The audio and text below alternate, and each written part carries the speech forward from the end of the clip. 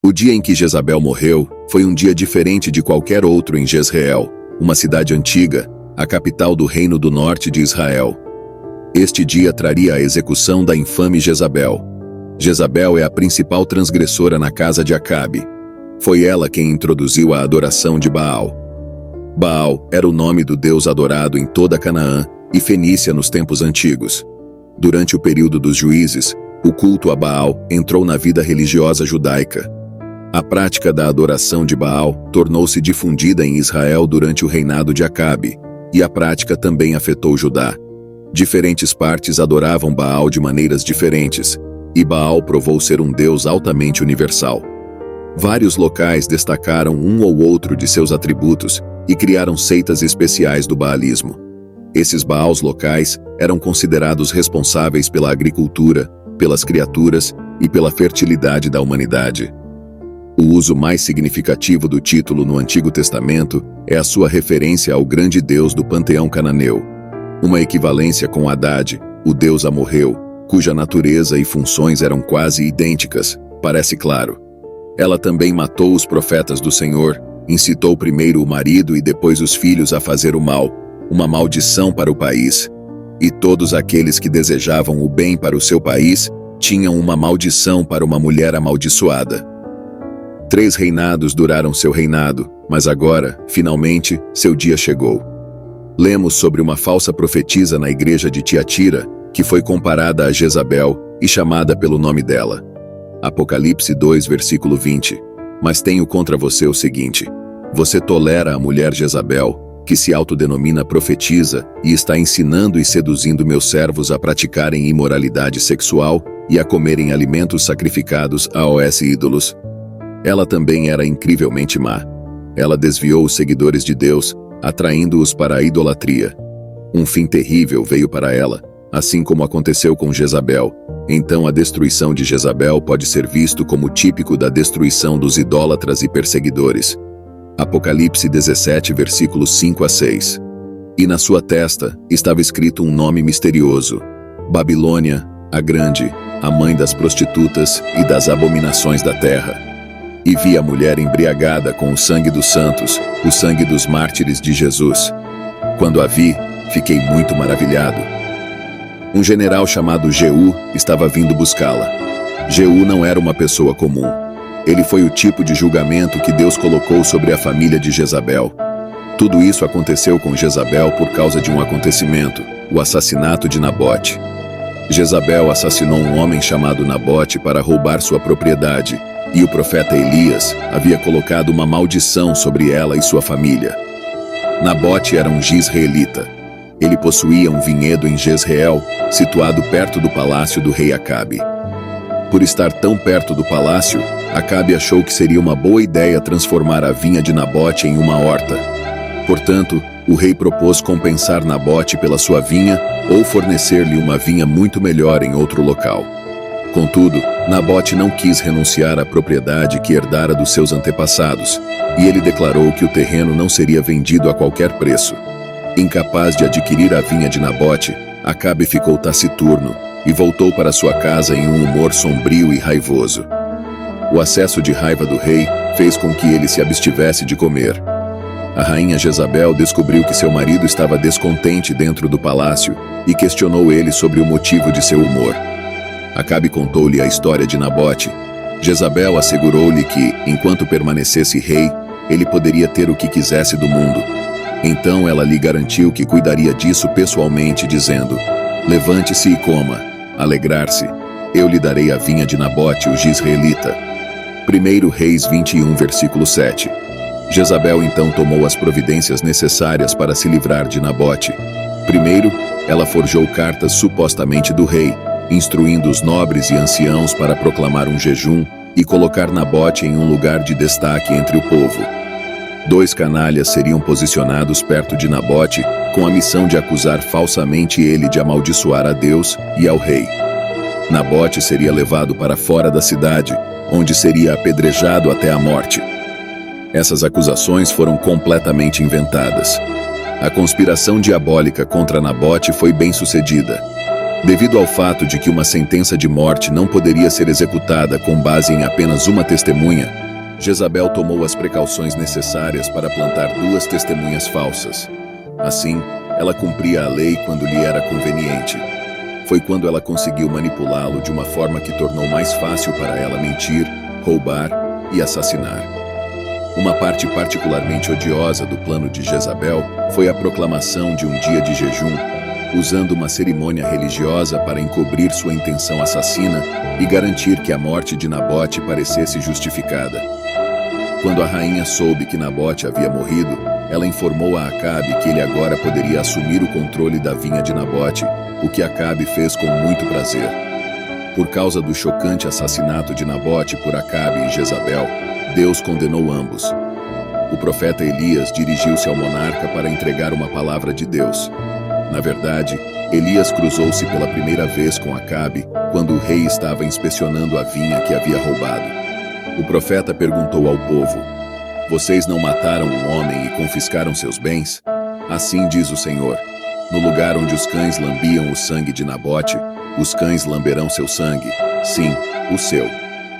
A seguir, Elias profetizou que o Senhor traria desastre à casa de Acabe e que o Senhor faria com que todos os homens da família de Acabe morressem e fossem devorados por animais selvagens em vez de receber um enterro honroso.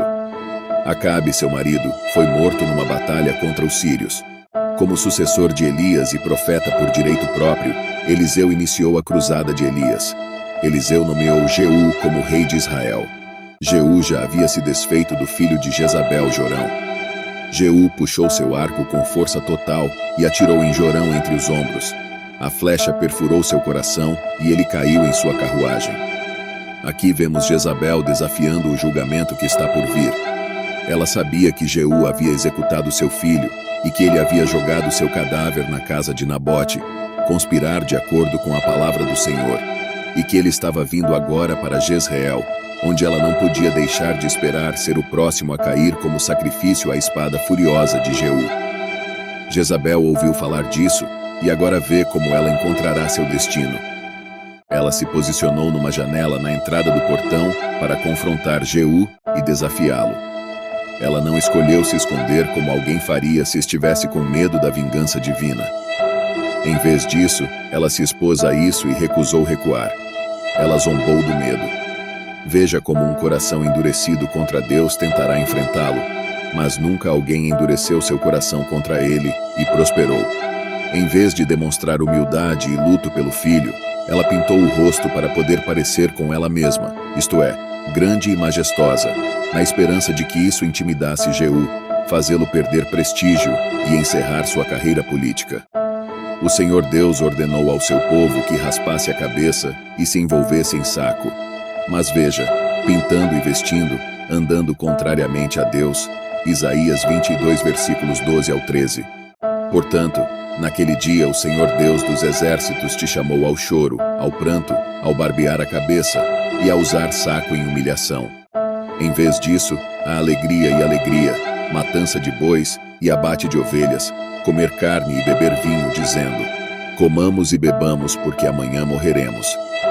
Um dos sinais mais seguros de ruína é um coração impenitente em tempos de adversidade. Deixe aqueles que confiam nas aparências externas se examinarem no espelho. Ela não tremeu diante de Jeú, instrumento da vingança de Deus. Em vez disso, ela colocou-lhe a ameaçadora questão de saber se Zimri teria paz depois de matar o seu mestre. Perceber. Apesar da mão de Deus estar contra a sua família, ela não se importou e enfrentou alguém que era apenas a espada em sua mão. Somos demasiado propensos, quando estamos em apuros, a explodir de raiva contra os instrumentos de nossos problemas, quando deveríamos ser submissos a Deus e apenas ficar com raiva de nós mesmos. Ela se confortou com a crença de que as ações atuais de Jeú acabariam por resultar em sua própria ruína e que não encontraria paz nela. Ele isolou-a de todas as pretensões de paz, e agora ela pensava em isolá-lo da mesma maneira. Os reformadores e reprovadores que agem podem enfrentar dificuldades, mas não devem ter medo. Filipenses 1, versículo 28. E de forma alguma se assuste ou se intimide com qualquer coisa vinda de seus oponentes.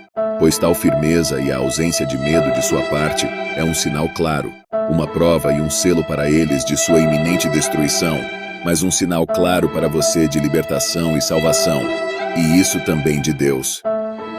Ela citou um precedente para desencorajá-lo de prosseguir com esta aventura. Será que Zimri teve paz? Quem é o Zimri de quem fala a rainha Jezabel? O homem que veio salvá-la chamava-se Jeú, não Zimri. Veja, este Zimri era um homem que subiu ao trono através de sangue e traição, e dentro de 7 dias, foi obrigado a colocar fogo no palácio sobre sua cabeça e sobre si mesmo dentro dele.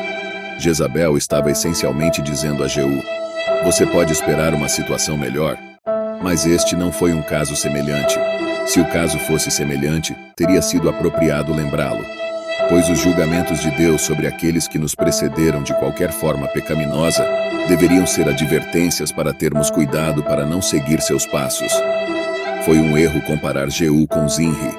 Embora as ações de Zimri fossem motivadas apenas por seus próprios desejos egoístas e crueldade, Jeú foi ungido por um profeta e executou suas ações por ordem do céu. Ao comparar pessoas e coisas, devemos ter o cuidado de distinguir entre o precioso e o vil. Jeú pediu ajuda contra a mulher, indiferente às suas ameaças, e gritou: quem está comigo? De acordo com Reis capítulo 9, versículo 32. Então Jeú ergueu o rosto para a janela e disse: quem está do meu lado? Quem? E 2 ou 3 eunucos olharam para ele. Ele foi chamado para fazer a obra de Deus reformando a terra e punindo aqueles que o corromperam. Ele agora procura ajuda nesta tarefa, esperando que haja outros dispostos a ajudar e apoiá-lo. Ele levanta o estandarte e faz uma proclamação como Moisés: quem está do lado do Senhor? E o salmista: quem se levantará por mim contra os malfeitores? Quem me defenderá contra os que praticam a iniquidade? Salmo 94, versículo 16. Note-se que, uma vez iniciado o trabalho de reforma, chegou o momento de perguntar quem era a favor disso. Seus próprios assistentes a traíram e a entregaram a ele para executar sua legítima vingança. 2 ou 3 eunucos olharam para Jeú com tal semblante que o encorajou a acreditar que eles estavam do seu lado, e para eles, ele pediu para não prendê-la ou prendê-la até mais ordens, mas sim derrubá-la imediatamente, o que era uma forma de apedrejar criminosos, lançando-os de cabeça de algum lugar íngreme. Como resultado, ela sofreu as repercussões do apedrejamento que infligiu a Nabote. Eles a jogaram no chão. De acordo com o capítulo 9 de Reis, versículo 33, e ele disse: jogue-a no chão. Então eles a jogaram no chão, e um pouco do sangue dela respingou na parede e nos cavalos, e ele a pisoteou. Se a ordem de Deus pudesse justificar Jeú, então a ordem de Jeú também poderia justificá-los. É possível que eles tivessem uma antipatia oculta pela maldade de Jezabel e a odiassem, apesar do fato de eles a terem servido. Também é possível que ela tenha sido cruel e prejudicial para aqueles ao seu redor, e eles foram satisfeitos com a oportunidade de se vingar dela. Finalmente, é possível que tenham feito isso porque viram o sucesso de Jeú e esperavam agradar a ele e manter suas posições em sua corte. Ela foi jogada contra a parede e a calçada, e depois os cavalos, todos cobertos de sangue, pisotearam-na enquanto ela ainda estava viva. Esta foi a maneira mais vergonhosa pela qual ela poderia ter sido condenada à morte. Testemunhe a destruição do orgulho e da crueldade, e então declare que o Senhor é justo. Os próprios cães completam sua vergonha e ruína, segundo a profecia. Depois que Jeú se refrescou no palácio, ele pensou que a melhor maneira de mostrar respeito por Jezabel era enterrá-la. Apesar de ser uma pessoa terrível, ela era filha de um rei, esposa do monarca e mãe do rei. De acordo com o versículo 34 de Reis 9, quando ele entrou, comeu e bebeu, e disse: vê agora esta mulher amaldiçoada e enterra ela, pois ela é filha de um rei. Mas embora ele tivesse esquecido o que o profeta disse, Deus não se esqueceu. De acordo com Reis 9, versículo 10. E os cães comerão o corpo de Jezabel no território de Jezreel, e não haverá quem a enterre. Então ele abriu a porta e fugiu. Enquanto ele comia e bebia, os cães devoraram o cadáver dela para que nada restasse, apenas o crânio nu, o rosto pintado desaparecido e os pés e as mãos. De acordo com o versículo 35 de Reis. Foram sepultá-la, mas não encontraram dela, exceto o crânio, os pés e as palmas das mãos. Os cães vorazes não respeitavam a dignidade de sua linhagem. Para eles, a filha de um rei estava no mesmo nível que qualquer outra pessoa. Mesmo que mimemos nossos corpos e os usemos luxuosamente, saibam quando eles serão um banquete para os vermes debaixo da terra. Quando Jeú foi informado disso, lembrou-se das palavras aterrorizantes que haviam sido anteriormente ditas. Primeiro, Reis 21, versículo 23. Também o Senhor falou a respeito de Jezabel, dizendo: os cães comerão o corpo de Jezabel no distrito de Jezreel. Nada restaria dela, exceto os monumentos de sua infâmia. Ela estava acostumada a fazer suas aparições em dias públicos em um estado incrível, e o glamour seria sempre: esta é Jezabel. Que estatura e figura absolutamente magníficas! Eu não posso acreditar como ela é linda. No entanto, a partir deste ponto, isso não se repetiria. Muitas vezes testemunhamos os ímpios sendo enterrados. Eclesiastes 8, versículo 10. Vi então sepultados os ímpios, que tinham vindo e partido do lugar dos santos, mas foram esquecidos na cidade onde o fizeram. Isto também é vaidade. No entanto, às vezes, como aqui, os ímpios não têm sepultamento. Eclesiastes 6, versículo 3. Se um homem gerar 100 filhos e viver muitos anos, então que os dias dos seus anos sejam muitos, e a sua alma não se encha de bens, e também que ele não tem sepultamento. Eu digo que um nascimento prematuro é melhor do que ele. Não havia nenhum vestígio de Jezabel por perto, exceto nos textos sagrados. Ninguém ousou dizer coisas como: este é o túmulo de Jezabel. Portanto, o nome dos ímpios apodrecerá e será esquecido, até mesmo acima do solo. A história de Jezabel, desde a introdução de práticas idólatras até seu fim trágico, serve como um poderoso lembrete das consequências da rebelião contra Deus e da maldade.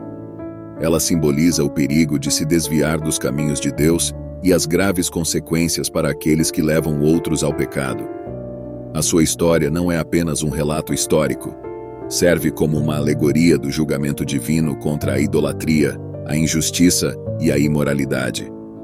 O julgamento sobre Jezabel também reflete o tema bíblico de que Deus não abandona o pecado impune. A morte de Jezabel, profetizada por Elias como um ato de justiça divina, cumpre-se dramaticamente e serve como um lembrete solene da soberania de Deus e do destino daqueles que se opõem a ele. Além disso, a história de Jezabel é uma advertência contra o abuso de poder. Jezabel usou sua posição para perseguir os profetas de Deus e promover a adoração de falsos deuses, culminando com a morte de Nabote e a usurpação da sua vinha. Sua capacidade de manipular e controlar para atingir seus objetivos revela a natureza destrutiva de poder quando usado para fins injustos. Por outro lado, a história nos encoraja a ser resilientes na fé, mesmo diante de grande oposição. Muitos dos profetas de Deus enfrentaram perseguições sob o reinado de Acabe e Jezabel, mas permaneceram fiel. Esta resiliência e fé inabalável são qualidades que todo crente é chamado a imitar, confiando que Deus é justo e recompensará a justiça. Oração. Todo-Poderoso Senhor, que tua justiça e misericórdia sejam sempre lembradas enquanto refletimos sobre as histórias de fé e fracasso, de justiça e julgamento. Ajude-nos a aprender com o exemplo de Jezabel, para que possamos evitar o caminho da idolatria, da injustiça e imoralidade. Fortalecer nossa fé e resiliência diante das adversidades, lembrando-nos sempre de sua soberania e amor. Que possamos usar o poder e a influência que o Senhor nos dá para promover a justiça, o amor e a verdade. Em nome de Jesus, amém.